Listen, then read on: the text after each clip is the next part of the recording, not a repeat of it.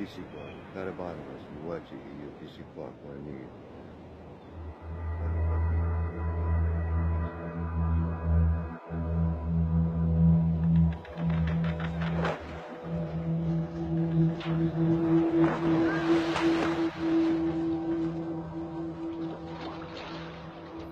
It is a story at the heart of America. One richer and more surprising than we've been told.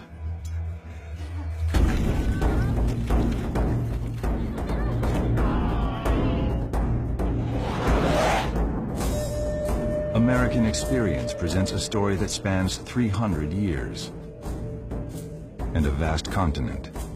The greatest thing a person can have is the power.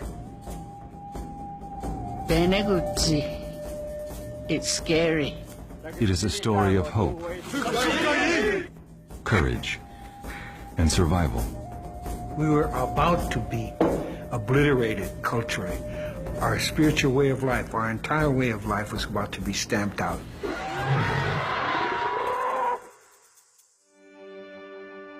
Every tribe in this country has a time of horror, absolute horror, when they were confronted by this invader. What we did to the southeastern Indians, it's ethnic cleansing. It was done to them, so they did it back. But better. Whatever means and manner we could, since the Europeans arrived here, we've had to fight for our survival. An epic history of America.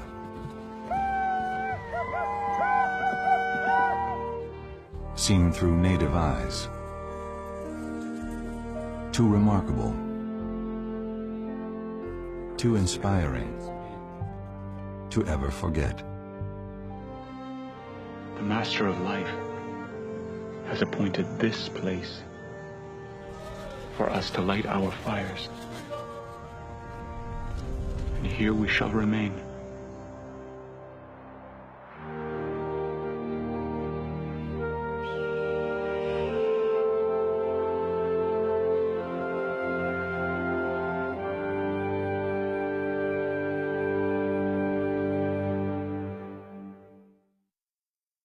Exclusive corporate funding for American Experience provided by Liberty Mutual. Major funding provided by the Alfred P. Sloan Foundation. Funding for We Shall Remain provided by the National Endowment for the Humanities, the Ford Foundation, the Arthur Vining Davis Foundations, Calliopeia Foundation, and by the Corporation for Public Broadcasting and viewers like you. Thank you.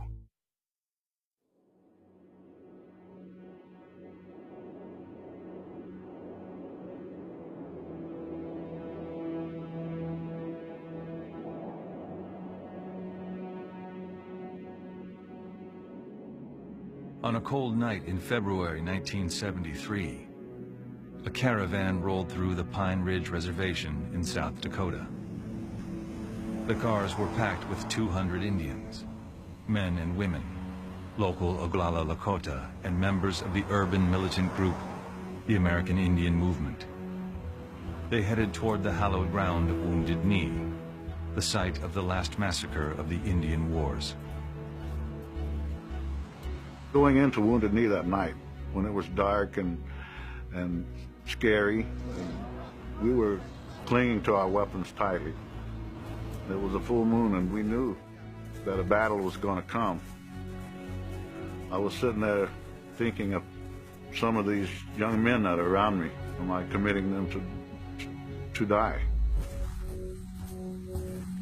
I was ready to do whatever it takes for change. I didn't care. I had children, and for them, I figured I could make a stand here. They were up to no good. I mean, why would they be traveling in a caravan with all these weapons and all these Molotov cocktails if they weren't going to engage in some kind of destructive activity? By the 1970s, Native people, once masters of the continent, had become invisible, consigned to the margins of American life. Their anger and frustration would explode in Wounded Knee. We were about to be obliterated culturally. Our spiritual way of life, our entire way of life was about to be stamped out. And this was a rebirth of our dignity and self-pride. For the next 71 days, Indian protesters at Wounded Knee would hold off the federal government at gunpoint. Media from around the world would give the siege day-by-day coverage, and Native Americans from across the nation would come to Wounded Knee to be part of what they hoped would be a new beginning.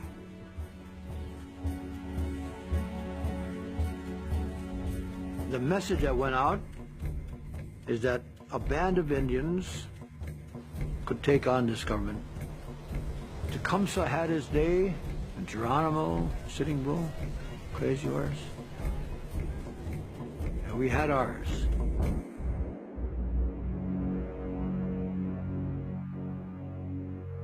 We have tonight one of the strangest stories to come along in a long time. A group of American Indians has taken over the town of Wounded Knee in South Dakota, and they have been holding it for nearly a whole day. This afternoon, the FBI said the Indians are in charge of the town.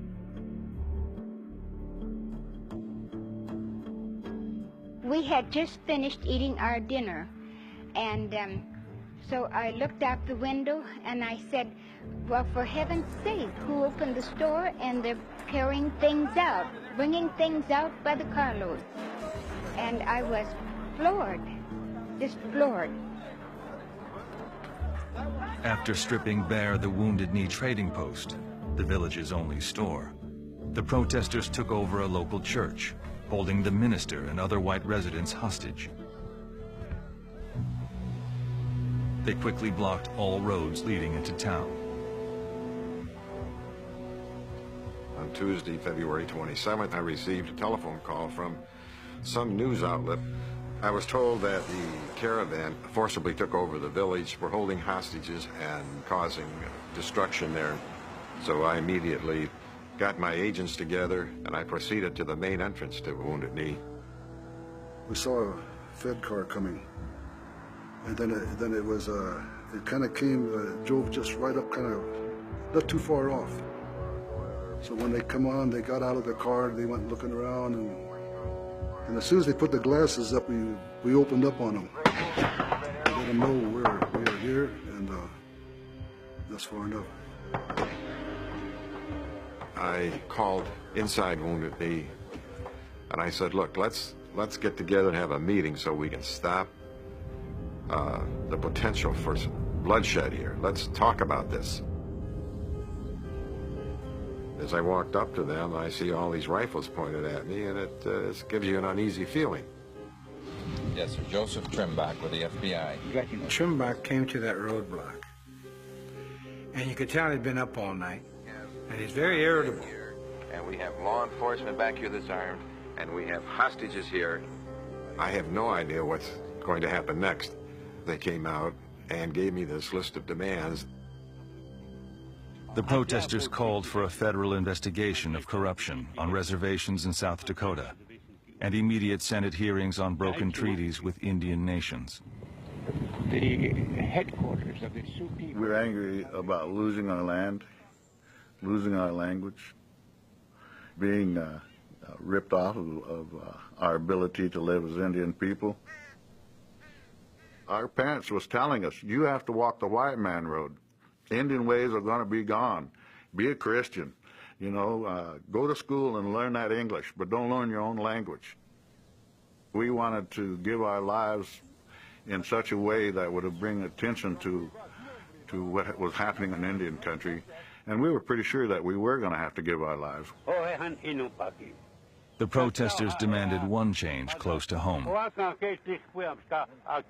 Through a translator, the Lakota chief Fool's Crow called for the immediate ouster of Dick Wilson, the elected head of the tribal government there on Pine Ridge.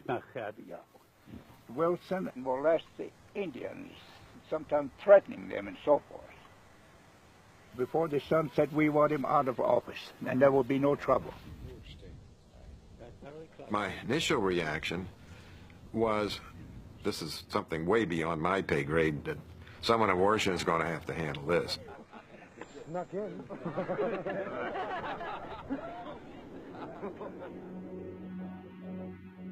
The standoff was unfolding on the Pine Ridge Reservation, home to the Oglala Lakota, not far from where chiefs like Red Cloud, Sitting Bull, and Crazy Horse had once led their people into battle. The Lakota, who Americans call the Sioux, are iconic in American history and the American imagination. These are buffalo hunters who lived in teepees, who were at the battle with General Custer. Nearly everything about the Lakota life is firmly implanted in the way that Americans think about Indians. By 1973, the Lakota way of life on the plains was largely in the past. The Oglala Sioux tribal government ran things on Pine Ridge. And where traditional chiefs had once sought consensus, elected Chairman Dick Wilson ruled with an iron hand. He was like a Chicago ward boss from the 1930s. Big flour sack of a guy, wore dark glasses inside and out, was fond of drinking, and brought all his friends and family and cronies into office with him, in effect, gave them jobs on the federal payroll. On the Pine Ridge Reservation, as with most reservations, the tribal chairman and the council have a great deal of power to spread money around, to spread food around, or to withhold it, or to favor one part of the reservation over another, which is what was happening.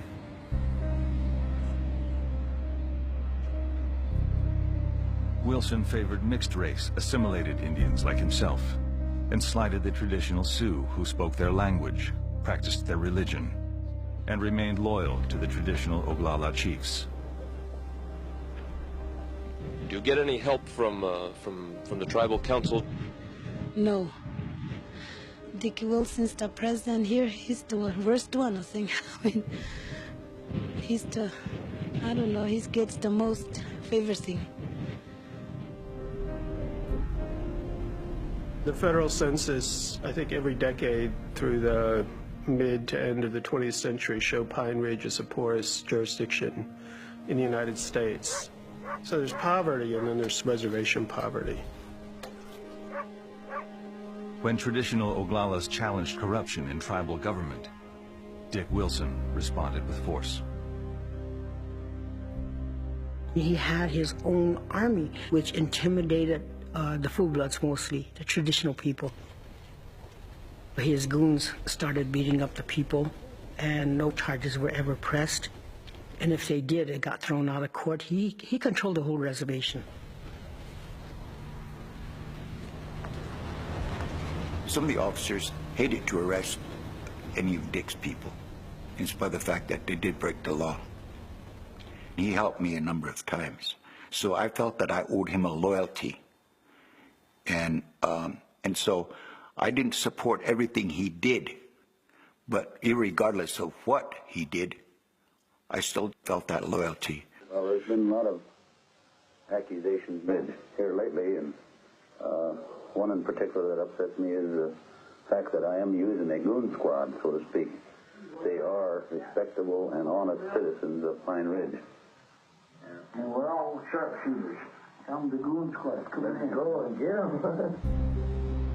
In late 1972, traditional Oglalas came together to push for Wilson's removal.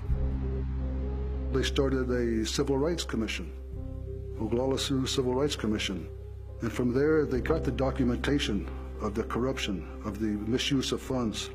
They got the evidence. And eventually the civil rights, they had a stack about 1.5 inches thick of all the testimony and violations, civil rights violations. Nobody ever got charged. Prompted by the dissidents, the tribal council held impeachment hearings in February 1973. But Wilson intimidated witnesses, strong-armed council members, and managed to survive. Many Oglalas felt they had one last, desperate option. We've always been peaceful, and pretty much mind our own business and making our living and raising our family. Law-abiding. Well, I believe that the time has come that we have to commit violence in order to be heard. Now, I don't want to see anybody killed or anything, but the time's going to come when violence might have to be committed in order to wake the people up.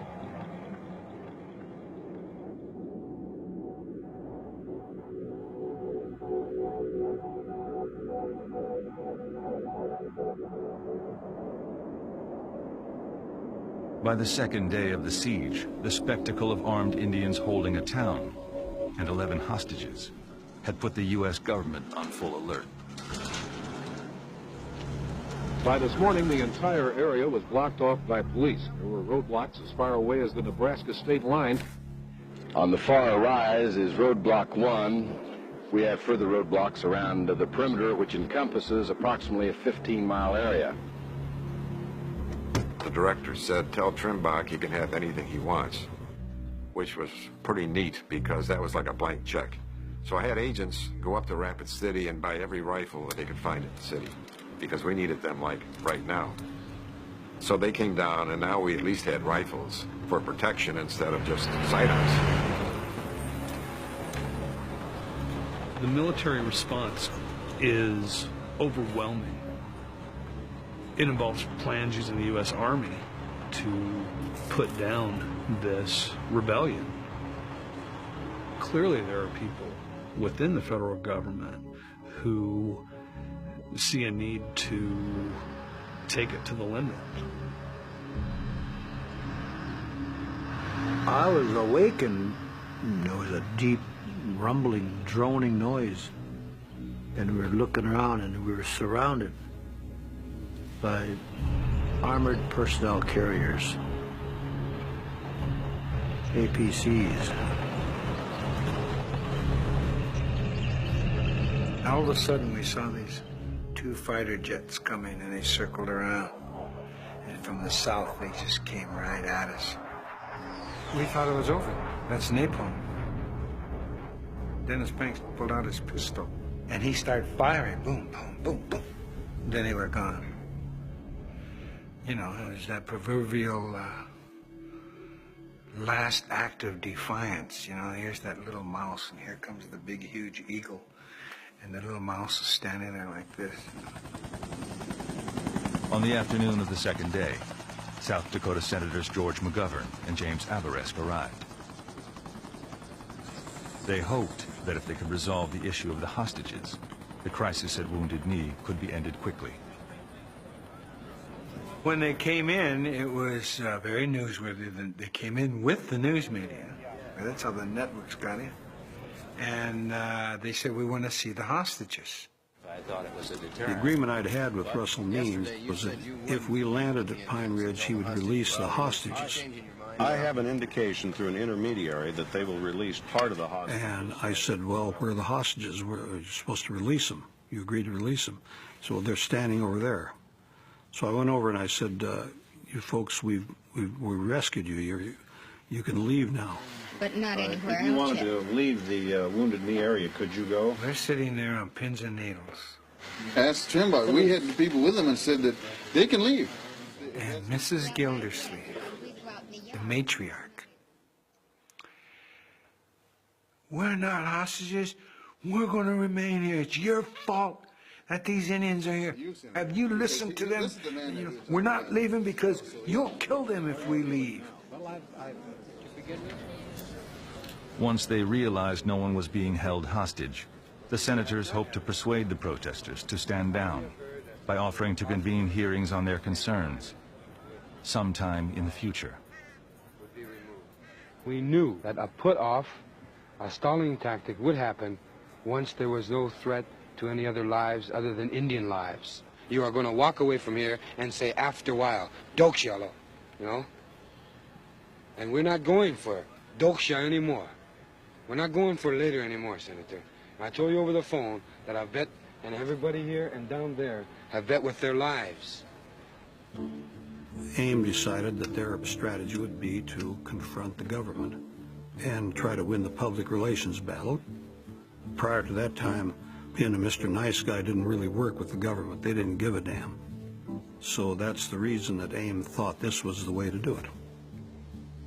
250 armed U.S. personnel now surrounded the village of Wounded Knee. I felt good. This is why AIM was alive. This is why we came to be. To stand up against the FBI, stand up against the U.S. Marshals, stand up against goons, you know, tribal police. And inside, we've got freedom. Don't let nobody in.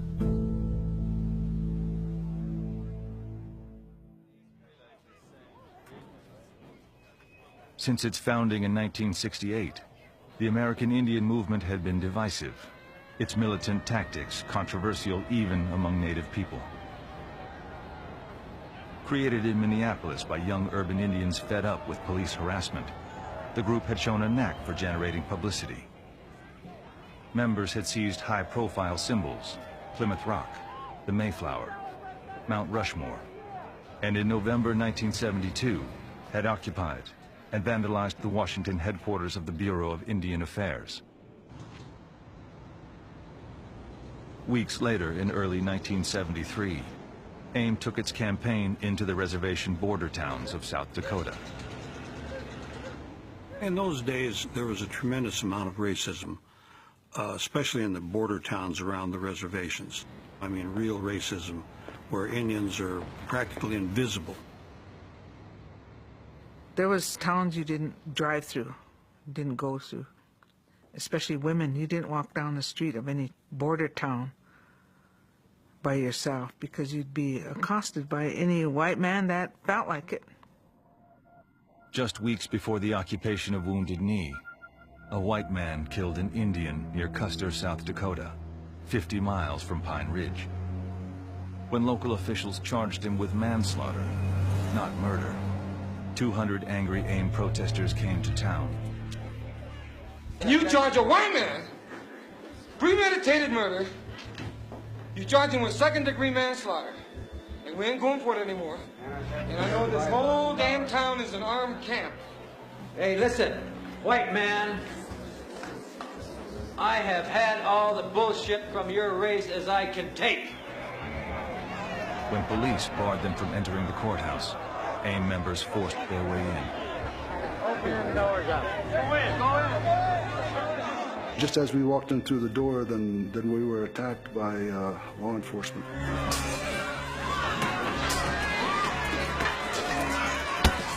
We were fighting, and they come at me with the nightstick, so I blocked it and took it away and started using it on them.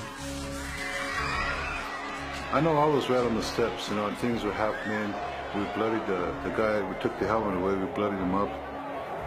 Then I ran across to help get gas from the filling station. We were filling up, making Molotov cocktails and busting the bottles on the building, and the fire just started on the wall and everything.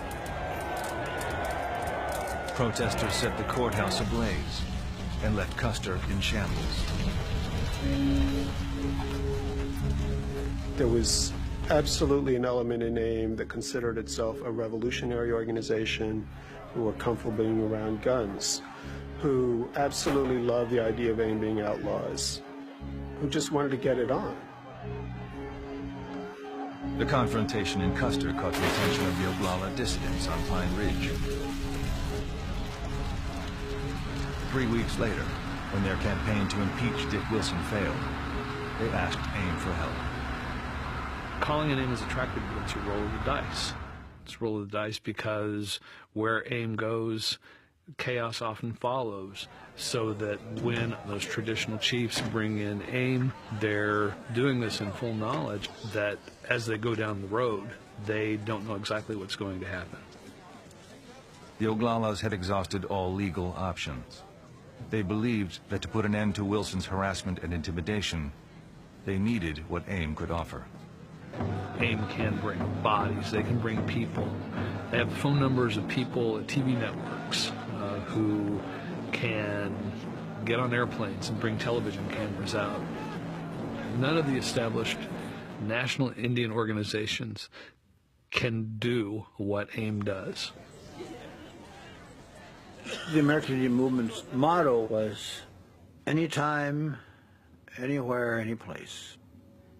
And that was the most important job that we could do, is to be where there was injustice and to confront it. At a crowded community meeting, dissident Oglalas, 5 traditional chiefs, and AIM representatives finally arrived at a radical plan. Together, they would seize the town of Wounded Knee.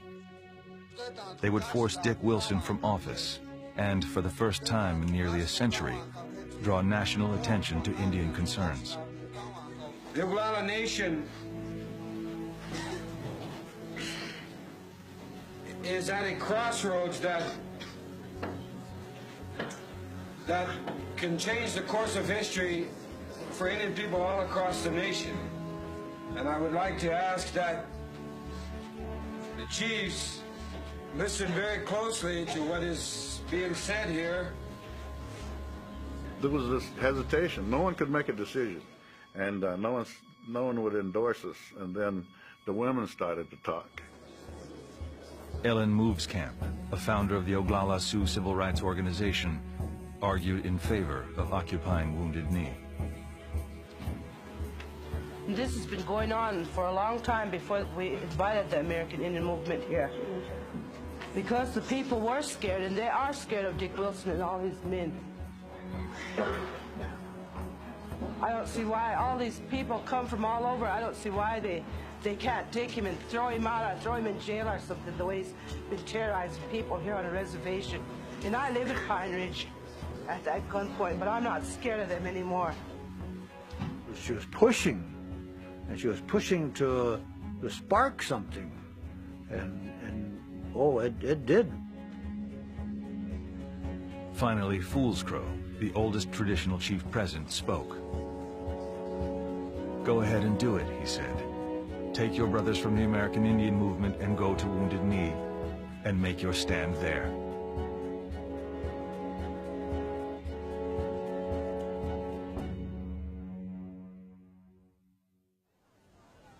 Today a teepee was set up in what is now called the Demilitarized Zone. Both sides are meeting there to negotiate an end to the takeover, but the progress is agonizingly slow. There were negotiations going on almost always during the occupation. Attempts on both sides to reach some sort of agreement. Government negotiators were uncompromising. They rejected demands to uphold treaty rights and insisted that they were powerless to remove Dick Wilson, regardless of the charges against him, as he was chairman of a sovereign Indian nation. Talks stalled completely when the protesters demanded to deal with the U.S. Secretary of State. I understand they want Henry Kissinger out here. Do you think this is realistic? You think he'll come? Why not? You know, I don't see why the North Vietnamese should take precedent over the American Indian people. You know, we've been fighting this war for 400 years, and if he can spare the time to go over there, he should be able to spare the time to come here. But it would be correct to describe the current situation as an impasse. If there's such a thing as an impasse on an impasse, then that's what we have. Officials from the Departments of Justice and the Interior took the lead in negotiations. The attention of the White House was elsewhere, on the unfolding Watergate scandal. There was no question that the White House was distracted during this Wounded Knee siege.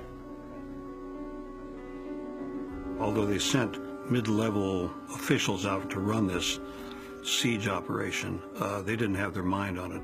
Nixon had his mind on trying to survive the Watergate thing. Things might have turned out a lot differently had they not been distracted.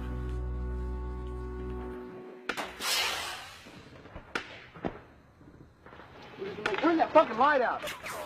Within Wounded Knee, the days were relatively calm, while the nights exploded with gunfire. Just take these unarmed men and tell them... Turn that goddamn light out or I'll shoot the fucker out!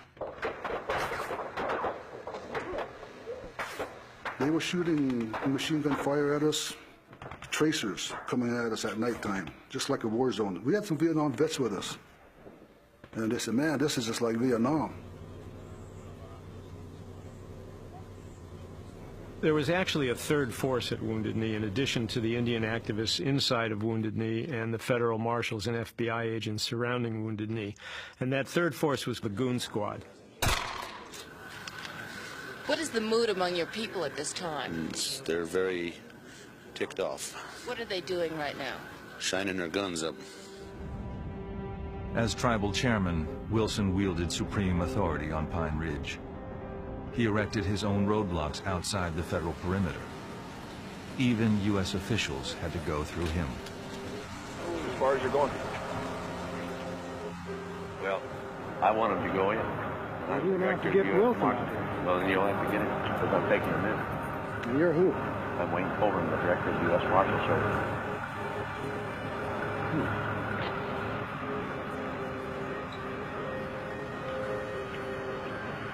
Well, what do you think? Should let him in?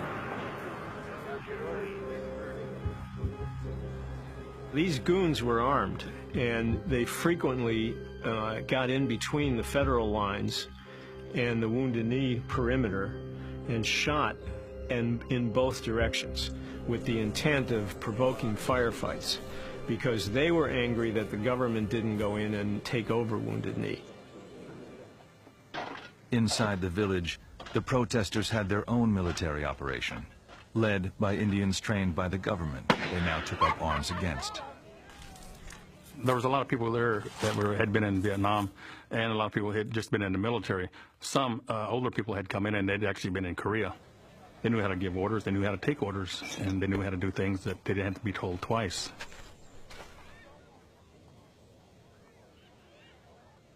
I knew we were making history for our people. It didn't all happen in the 1800s. We're still fighting in the modern day. I mean, that's how I felt, that it was a continuation, and that's why I was not afraid. I was not afraid.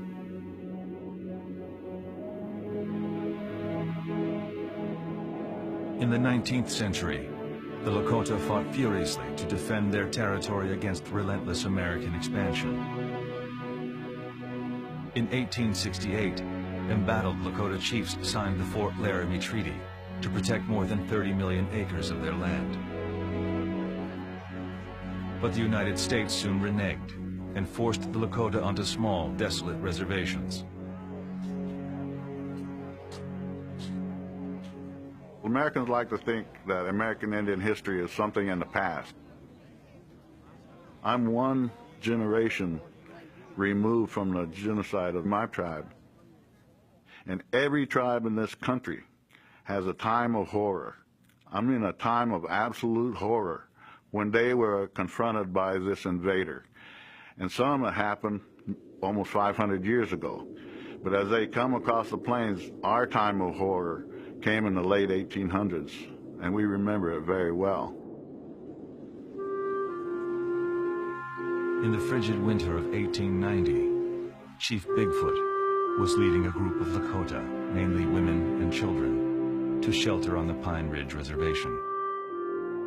On the morning of December 29th, they were attacked by the U.S. Army on the banks of Wounded Knee Creek. My great-grandmother is Katie Warbonnet. She was a survivor at Wounded Knee. When the shooting broke out, she and her sister got Kiksawi, ran down into the ravine and made it to some plum bushes. And she could hear the firing and hollering, and then finally it was quiet. More than 300 Lakota people lay dead. After remaining untouched in the ice and snow for 3 days, they were buried in a mass grave. The massacre would mark the brutal end of centuries of armed Indian resistance.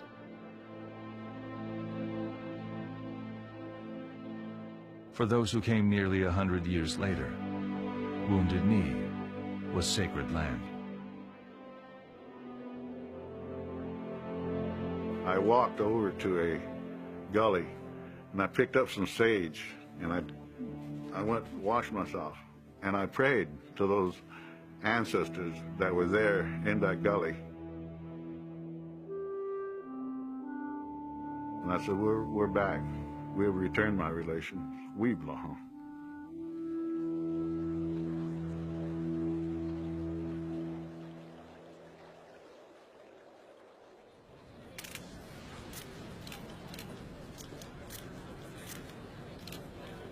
This is where the television crews await the hour-by-hour events in Wounded Knee. This privileged position is protected by the Indian chiefs.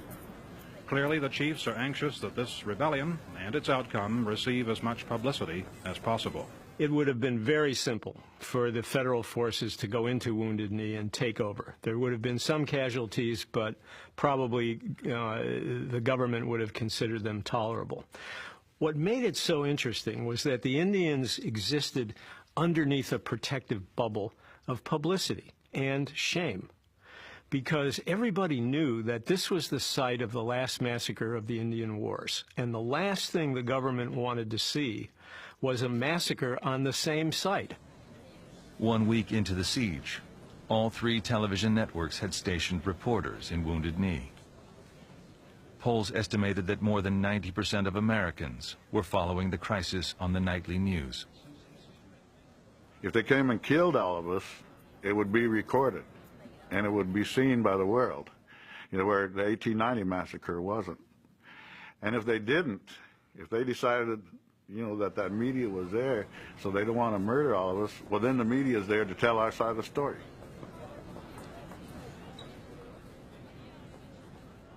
They wanted this stoic, you know, American Indian man with a gun. America's picture of the Indian. We didn't care, as long as the word was getting out.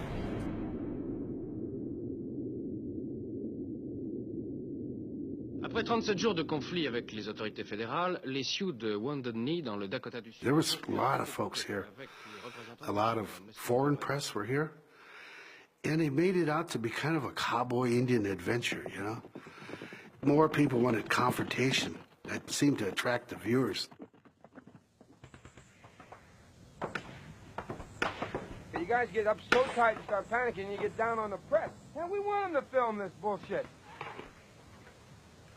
They all heard them fire first with that open up with automatic weapons. Well, we got to get that film.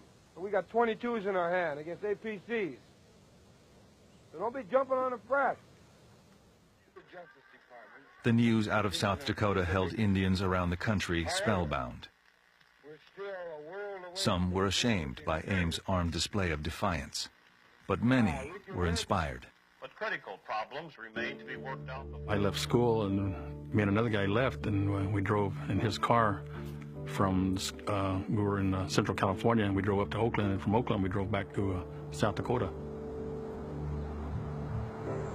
Up until 73, when it started, I was never involved in anything politically, doing with either Native Americans or any other organization. I just felt like I should go up there, and I did. You all are not Oglala Sioux. I'm Chippewa. You Chippewa? Where are you from? Minnesota. And what about you, sir? Where are you from? Winnebago, Wisconsin. Cheyenne, Oklahoma. And you're not necessarily all members of AIM, huh? We didn't say that. Oh, are you members of AIM? We didn't say that either. We're here to support our Indian people that are in Wounded Knee. This generation of Indians in the late 60s, early 70s, who for the most part, they've been to boarding school or their parents have been to boarding school, which was explicitly about getting Indians off the reservations, to not be Indian, to not speak their language. For those Indian people, it was this moment in which you could see on television there was another way, there was another possibility. It was electrifying.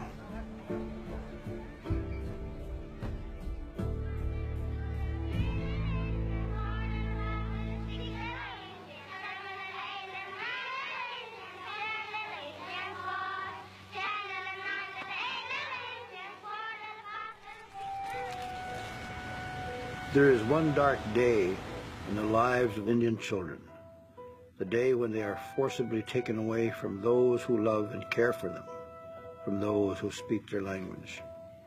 They are dragged, some screaming and weeping, others in silent terror, to a boarding school where they are to be remade into white kids.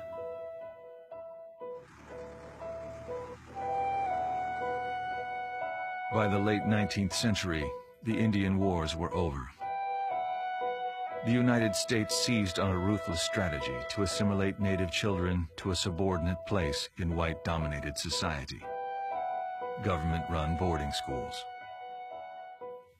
I was 5 years old. My mother was crying, and they were taking us off. And my sister Audrey, who also, you know, was like a second mother to me, and a very close friend as a sister. And my brother Mark, they were very sad. Within 2 hours or so after the buses filled up and we were down the road, this is the furthest I've ever been from my home in my life. And then, of course, it turns into evening, and we arrive at this place.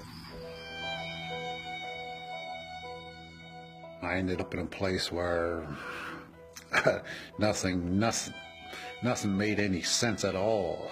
You know, it wasn't home. It wasn't. I didn't know anything about school. Nobody ever told me anything about school. I didn't know what the education was. I remember that I wanted to go home, period. I didn't want to be there, I just wanted to go home.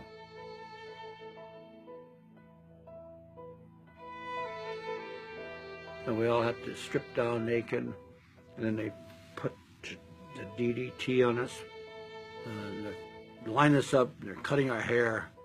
You have long hair, you have braids, and then that gets cut off.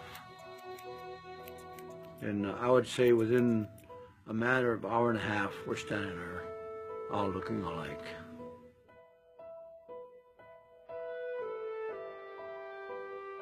Between the 1870s and the 1960s, over 100,000 Indian children were sent to one of the nearly 500 boarding schools scattered across the United States. Through the agencies of the government, they are being rapidly brought from their state of comparative savagery and barbarism to one of civilization.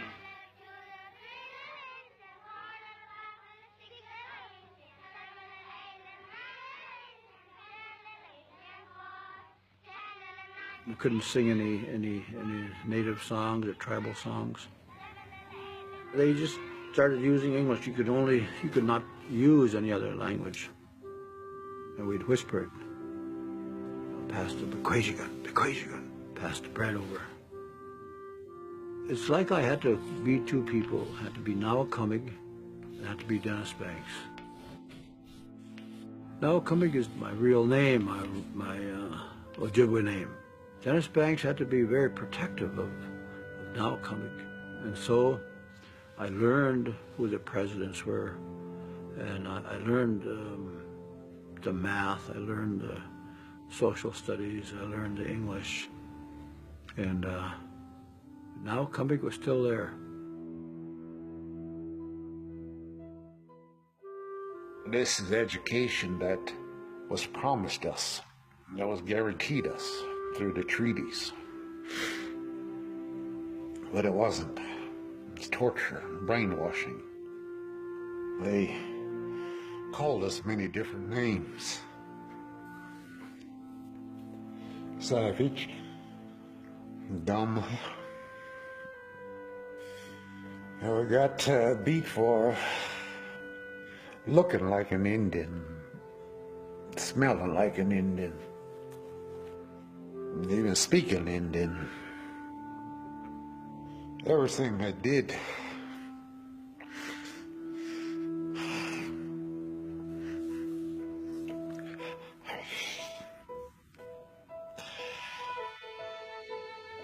Their de-Indianization program, it failed. But the toll was devastating. It destroyed our family. It destroyed that relationship we had with our mother. I could never regain that friendship, loveship relationship that I had with my mother. It wasn't there anymore. And that's what, to this day, I keep thinking that, you know, damn this government, what it did to me and what it did to thousands of other children across this country.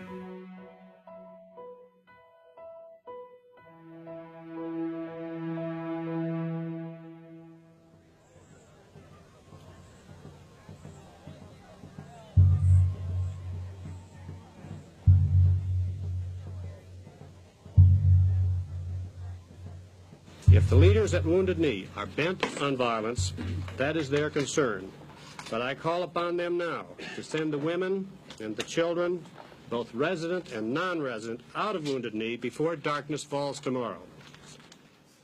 The United States government sent an ultimatum to the people in Wounded Knee that if they didn't leave on a certain day that they were coming in, they would remove us by force. We are going to reject any kind of conditions that pushes us out of the Wounded Knee area until all of the issues of the Oglala Sioux are met. I told Dennis to burn it. And at that time, we all started making preparations for making our last stand. We smudged everybody as they came up and painted them. When you go off to work, if you're killed in battle, then the paint will signify that you went there with the blessings of the pipe, and that you'll go to the spirit world with great honor. I had this little bitty bag, little bitty fringes on it. I had one bullet in there, and I had a semi-automatic. And I only put one bullet in there, and somebody said, how come one bullet? I said, I'm going to wait, because if I'm going, I'm going to take somebody with me.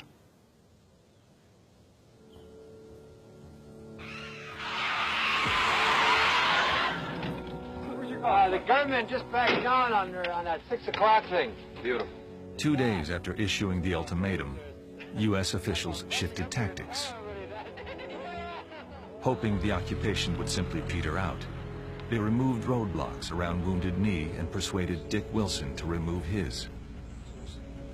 Federal officials would keep the inflammatory tribal chairman on the sidelines for the rest of the occupation.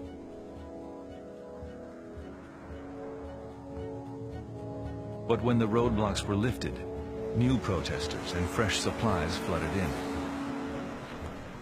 On March 11th, revitalized occupation leaders made a startling announcement.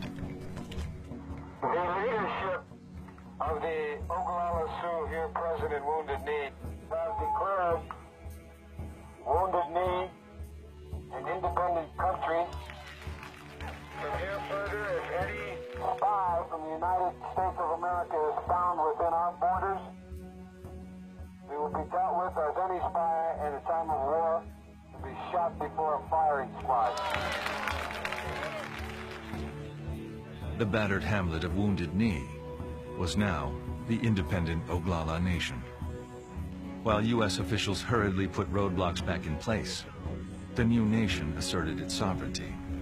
A delegation led by Chief Foolscrow traveled to the United Nations to put the Oglala's case before the world. They arrived almost an hour late. They said taxi cab drivers just wouldn't stop to pick them up. Wearing a medal given to the tribe by the United States government after the signing of the Treaty of 1868, 78-year-old Chief Foolscrow, through an interpreter, explained why the group came to New York. It is our last effort in this trouble. I think we have exhausted all other means of a settlement of the trouble we have at Wounded Knee. The delegation failed to get official recognition at the UN and returned to Wounded Knee. There, inside the borders of the independent Oglala Nation, the chiefs and medicine men introduced Lakota culture to the protesters, many of whom had come from cities and were disconnected from Indian traditions. One of the first things that we did when we got in the Wounded Knee is we built a purification lodge, a knee sweat lodge. And we all were required, everybody was required to go in there and purify themselves and to pray and ask the Creator for help. Everything that we did was preceded by prayer and gathering, smoking of the sacred pipe and tobacco offerings, everything.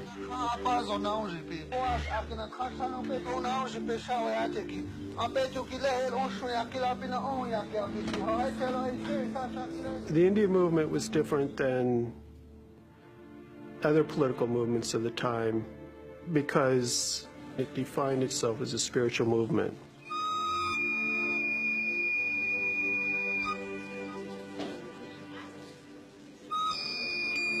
Their trajectory, in a way, mirrors what a lot of the Indian world was about, which was trying to connect with traditional knowledge, culture, religion.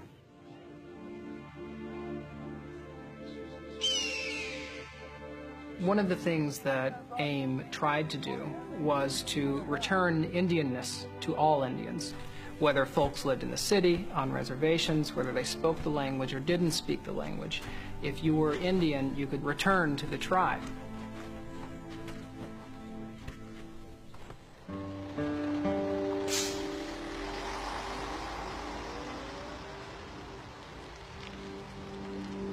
Many of the protesters had left reservations behind, along with thousands of other Indians, as part of the federal government's Indian relocation program of the 1950s and 60s.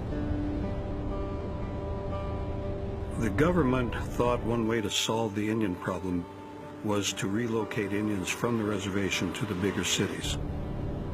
They couldn't kill the Indians anymore. That was out of fashion by the 50s. So they decided to experiment. They did a lot of experimenting with Indians. Relocation program was one such experiment. It was exciting, relocation. You know, you get to go to a big city and help you find a job, and you'll get to, you know, see the rest of the country. Of course, you weren't forced to go on relocation, but they made it look good. Streets paved with gold. We ended up in Cleveland, Ohio. Over 100,000 Indians were relocated in just 15 years. The government promised to help them find schools, housing, and employment. But for many, the promise rang hollow. They put us in a real dumpy motel, and I was just sitting there thinking, I wonder what's going on at home. I could just see the rolling hills and the small town. They're all just moving and walking and going real fast, and nobody's stopping to look around. That's why we stayed in our apartments or stayed in our rooms. If you went and applied for a job, you better not tell them you're Indian. You better tell them you're French or you're some Italian or some other nationality. You wouldn't get the job. By the 1970s, half of all Indians lived in cities. But the relocation program produced an unanticipated result. It pulled us all closer together. We could always spot each other in the city. So if we'd see an Indian on the street, walking down Market Street, we'd look at each other and we'd just smile and kind of shake our head, or, you know, an acknowledgement of each other. We didn't care what tribe anyone was. We were Indian people. We were a race. The new pan-Indian identity led to the growth of activist groups around the country. The American Indian movement was the most radical. There were a lot of Native people that were afraid to stand up. Geronimo demonstrated, man. Crazy Horse demonstrated. And for us, the baby boom generation, circumstances were right. We could raise our voice.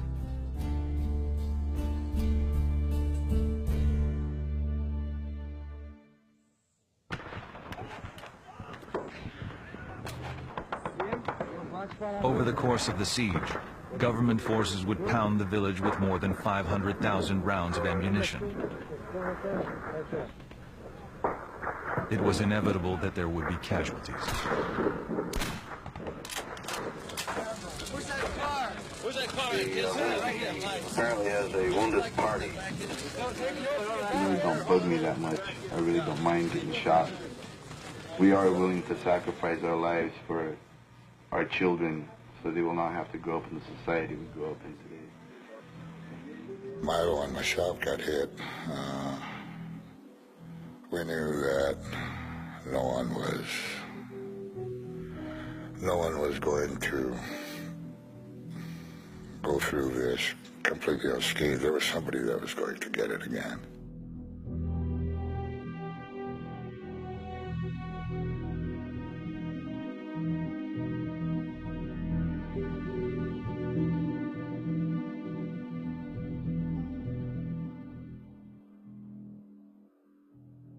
With the White House increasingly preoccupied with Watergate, the government had allowed the occupation of Wounded Knee to drag on.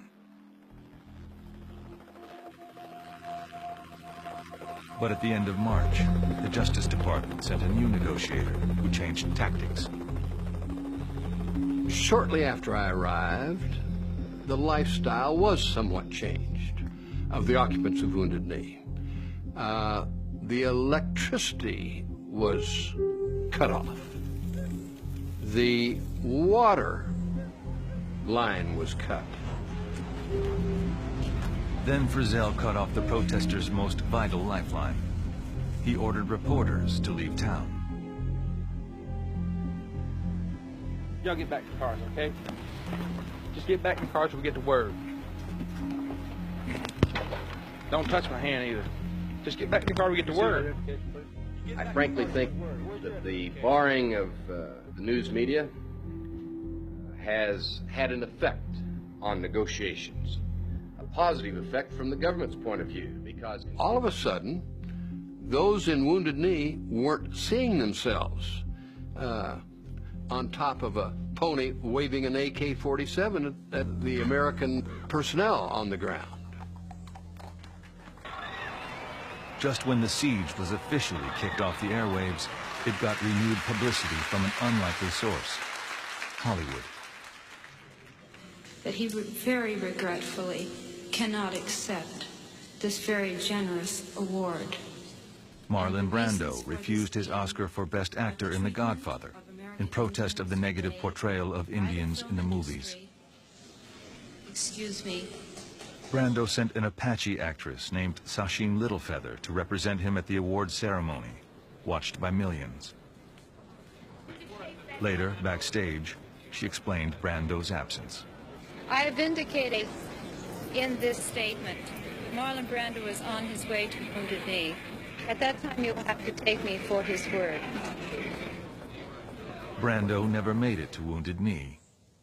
But a poll taken 4 days after the Oscars showed his sympathies were widely shared. Most Americans sided with the protesters.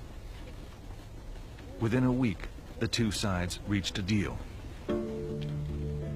The siege of Wounded Knee, South Dakota, ended today. Representatives of the Indians and U.S. Interior Department officials formally signed the pact this afternoon inside the embattled village. Government officials promised to investigate corruption on Pine Ridge and to immediately convene a White House meeting and congressional hearings on treaty rights. For their part, the protesters agreed to lay down their arms.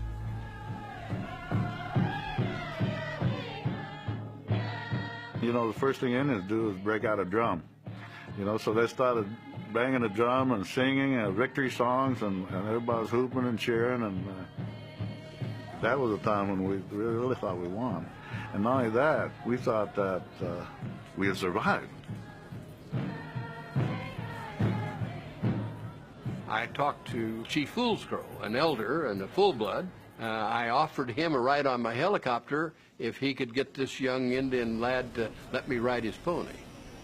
He thought it was a wonderful gesture, and I did the same as I galloped off on that pony bareback. Chief Badcobb, Medicine Man Leonard Prodog, and Russell Means rushed to Washington for a meeting at the White House. But the deal quickly collapsed over the critical detail of what was to happen first: the White House meeting, or the disarming of the protesters. The White House will not negotiate while guns are pointed at federal officials in Wounded Knee. That is our position. I believe it offers the only hope for a peaceful solution, and I, for one, am prepared to stand by the agreement until hell freezes over. Can we give up our arms? Hello? That is so stupid.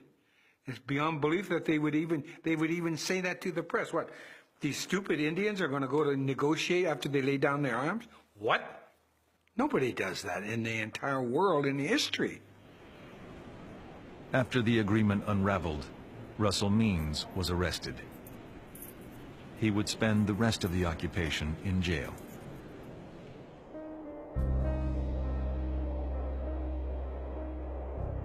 Fun and games, so far as I'm concerned, are over.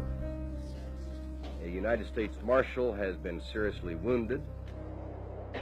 Many of the some 300 persons in Wounded Knee are sick with bad colds. Doctors here report at least 15 persons have pneumonia. The garbage is piling up. The food is running short. 1 meal a day is now the rule, and that's not much of a meal. One time, one of the guys came in and he had a sack on his shoulders, and it was, I don't know, maybe a 50-pound bag of what they fed calves. So that's what we ate. We made pancakes out of it and whatever. We just treated it like flour. We had been rationing ourselves to 1 meal a day, 1 full meal a day. We are cutting that effective today to 1/2 meal a day.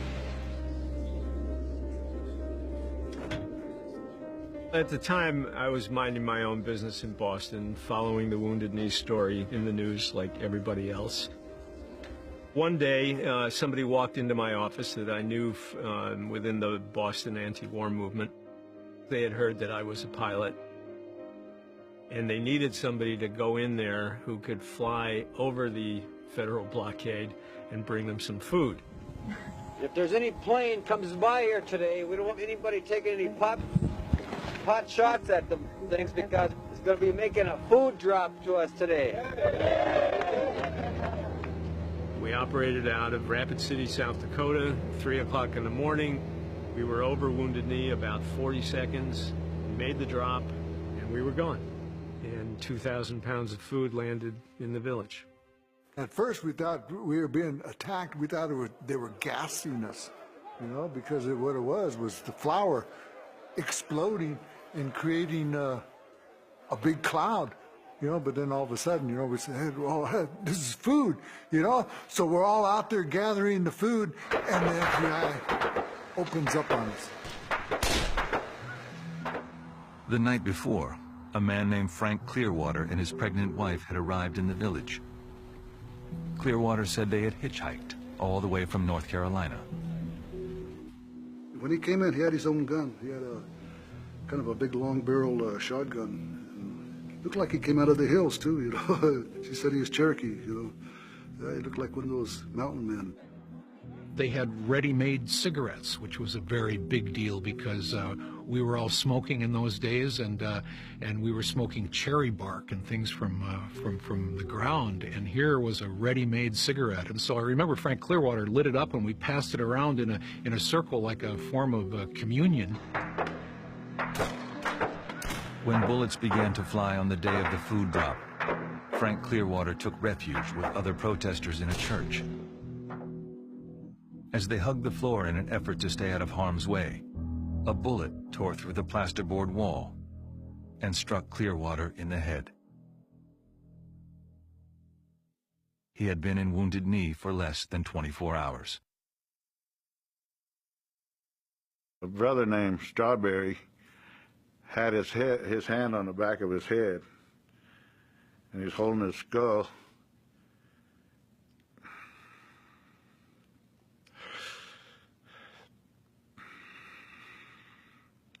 And I put my hand on his skull, tried to hold his brains in. And we took him in the clinic, and they couldn't save him.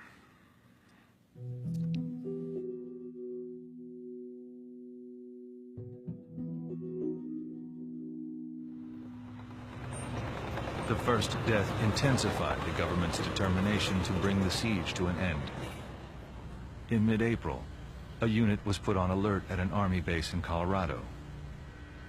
According to plans leaked to the press, the government was prepared to move into Wounded Knee with armored helicopters and tear gas. The White House, the Department of Justice, were concerned with the confrontation going on all during the month of May into the summer. The college campuses, I was told, would be emptying out, and all the adventure seekers would be infiltrating Wounded Knee. I was given a 10-day deadline.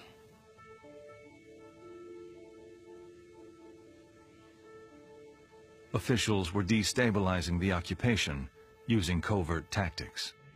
I have some information I think that you'll be interested in, and it's based on a source that we have utilized in the past and has furnished us information in the past within Wounded Knee. Now, very frankly, I cannot identify him for obvious purposes. There were almost surely spies within Wounded Knee. The U.S. government had infiltrated the American Indian movement like it had infiltrated every political organization in the U.S. during that time. AIM knew that they had spies in their midst, and that was part of the FBI's game. Not just to have the spies to get information on what AIM was doing, but to get AIM guessing as to who those spies were, to get them paranoid and pointing fingers at one another. What is that? What did you point at me?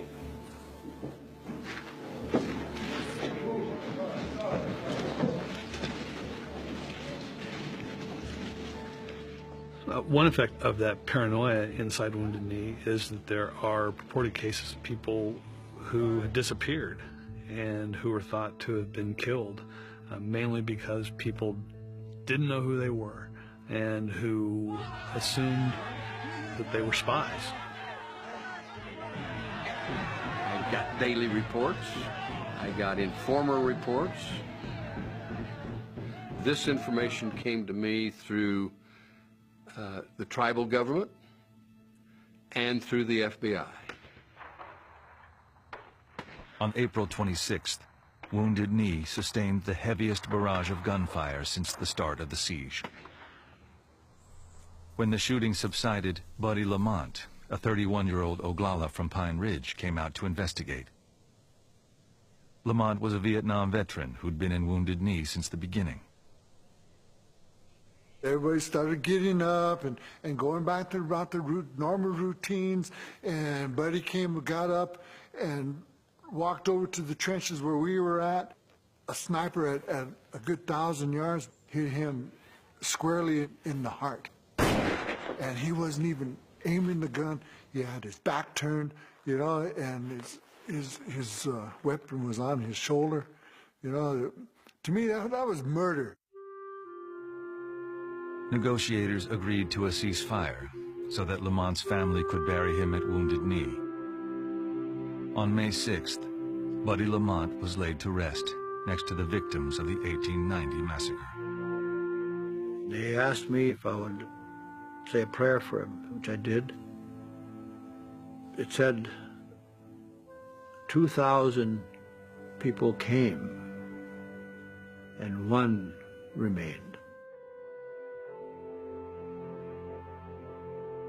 Buddy Lamont's death becomes really the final blow to a lot of people inside Wounded Knee, especially the Oglalas from Pine Ridge.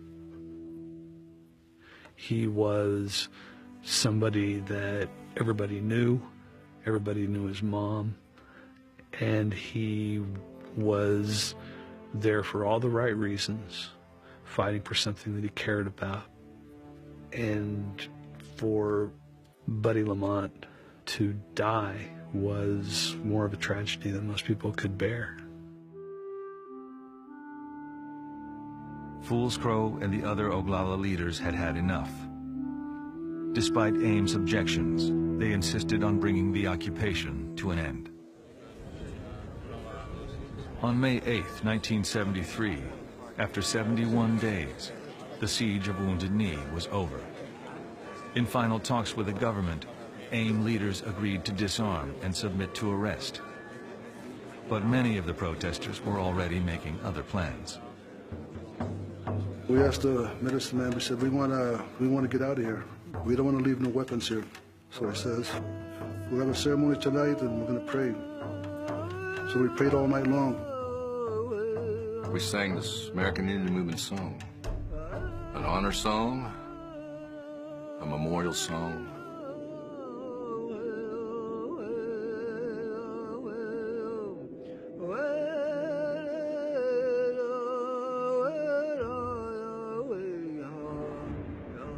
Soon it started getting cloudy. The night evening started raining. Wind, rain, so they couldn't shoot the flares. Lots of people walked out. The spirits had a lot to do with it. The one that brought us out was an owl. And every time he'd hoot in a direction, and then we'd go that way. And they did it right under the marshals' noses.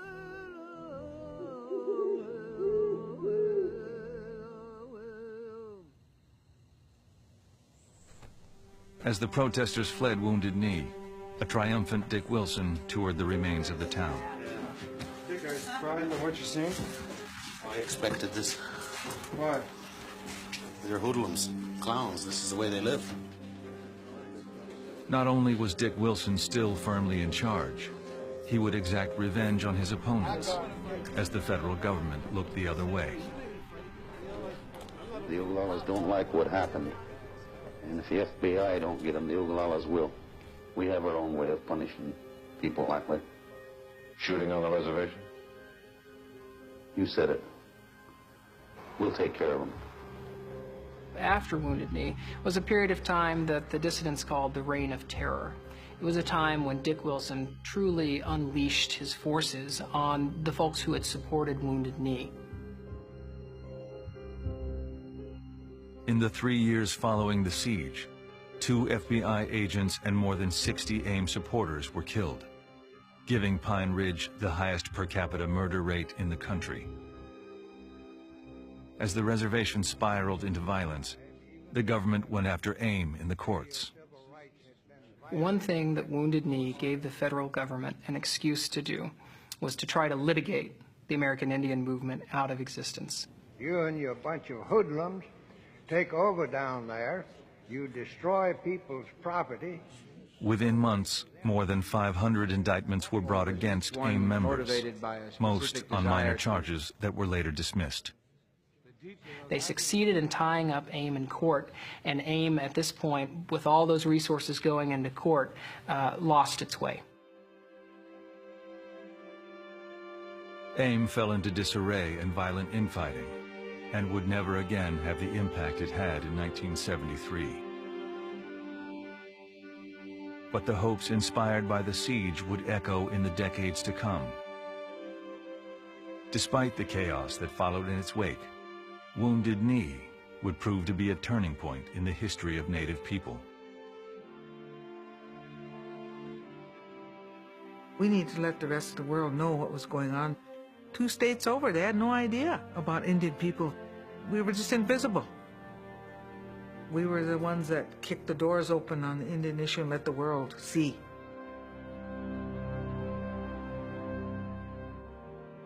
The good that came out of Wounded Knee was the entry into American Indian political life of people who had not been there before, who had not had a real voice. People learned they could tackle problems, create opportunities, and I think that coming out of Wounded Knee, people knew they could make a difference.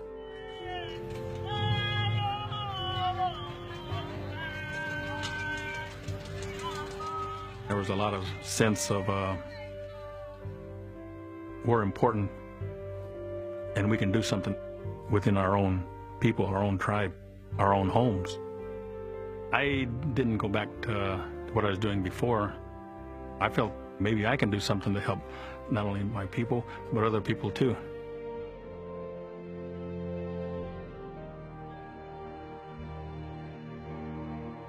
Native activism would spur the revitalization of native cultures. In the years following the siege at Wounded Knee, Indians would create tribal schools and cultural institutions charged with preserving Indian traditions and passing them on. In the late 60s and early 70s, these were still emerging ideas about reconnecting with traditional culture, language, religion. That was starting to happen. But this became the majority sentiment in the space of just a handful of years.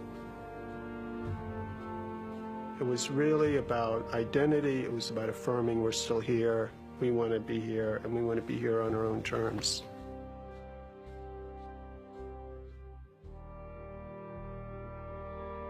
Whatever went on in the 60s and 70s, it's an extension, it's a continuation. It's no different than what King Philip was about, or Crazy Horse was about.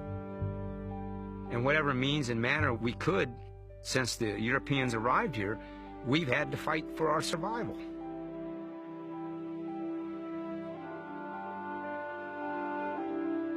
What the 1973 occupation did was people started saying, hey, we're Indians. It's okay to be Indian. We are Indian. We really should be who we are.